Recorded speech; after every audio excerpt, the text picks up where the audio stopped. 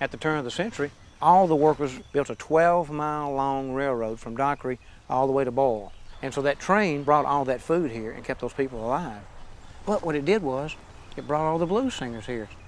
And back then, they had no fans, no electricity, no running water, no nothing. And so they wouldn't have heard anything all week long while they were working, except maybe the wind in the leaves. Right. And all of a sudden, these guys would show up, they'd come in on the train. Can you imagine what that did to them?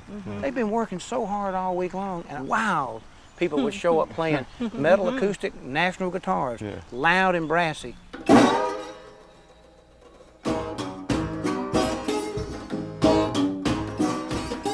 He got a letter that morning, I rang it red.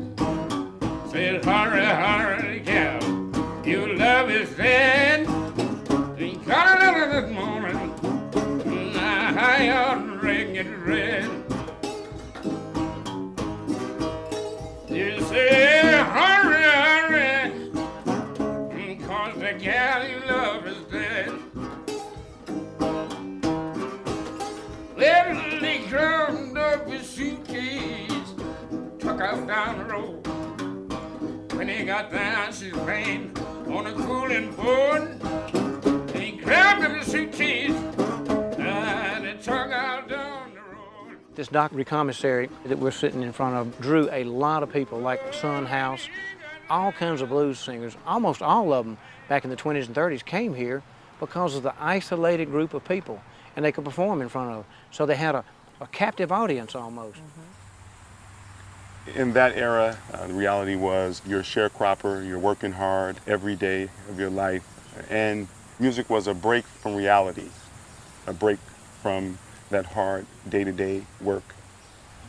The reason Dockery is considered to be the birthplace of the blues is because of all the education that went on here. Howlin' Wolf came here as about a 10-year-old. And you know, I mean, Howlin' Wolf's a big bluesman. Well, he couldn't do anything when he came here with a guitar. Charley taught him how to play the guitar. When he was about 18, he left. At the same time, Pop Staples came here. Tommy Johnson, Son House came here. Robert Johnson came here. And he's considered the best guitar player of the blues. But they all learned here from Charley.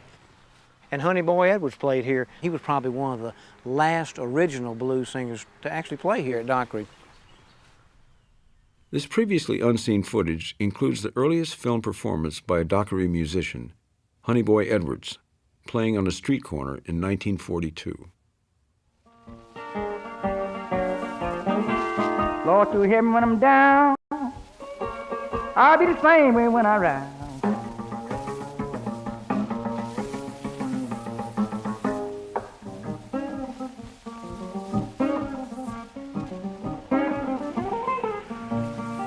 Cause I can see my woman, baby, Lord, she's standing on the other side.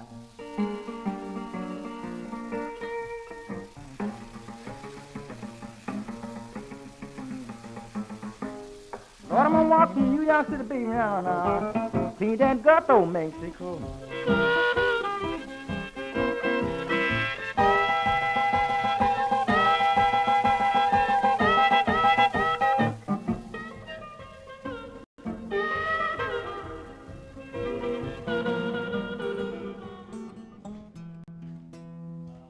When we interviewed Honey Boy, he was 91 years old, one of the last musicians with direct links to Charley Patton.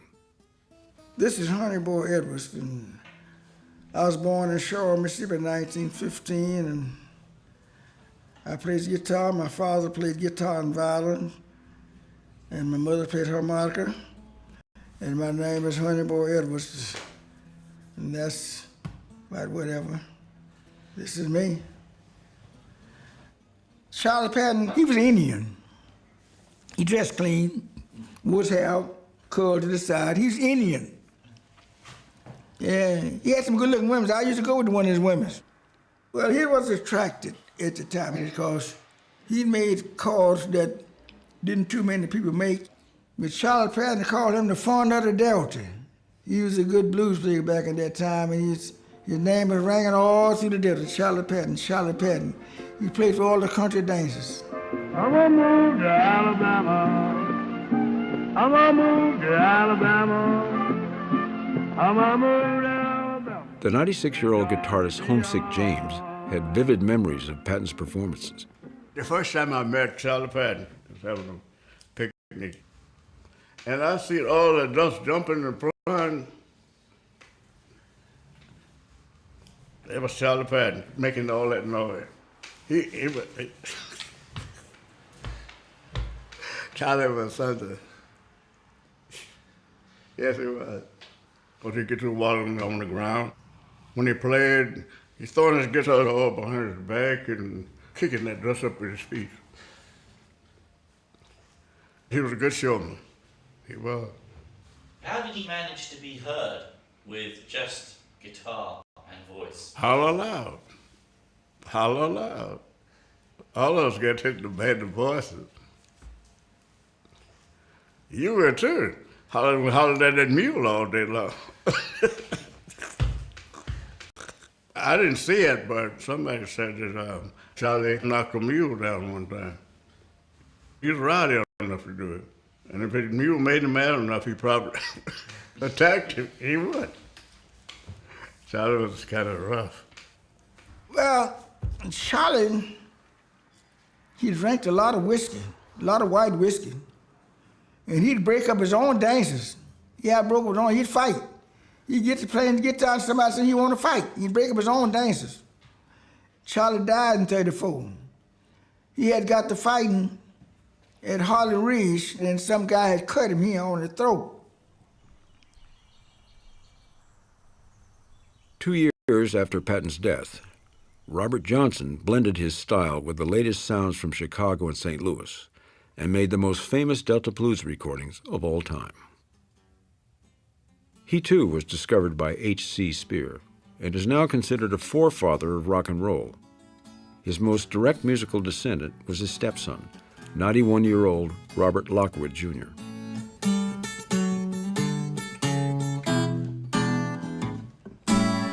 When the train left the station